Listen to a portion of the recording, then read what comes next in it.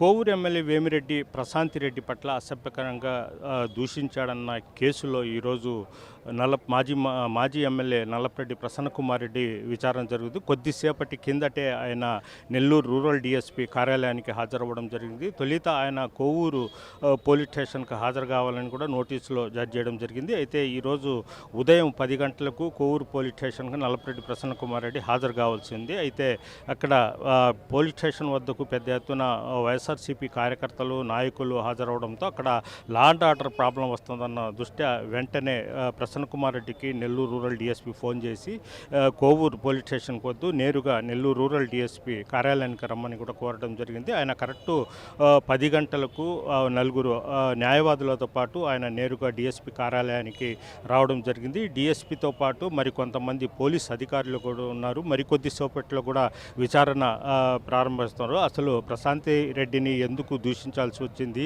ఏమని దూషించారు అనే విషయాలు కూడా పూర్తిగా ఇచ్చేస్తాను. ప్రస్తుతము ఇప్పుడున్న దూషించిన కేసులో బెయిల్బుల్ కేసులు మాత్రమే సెక్షన్ల కింద కేసు నమోదు పట్టడం జరిగింది.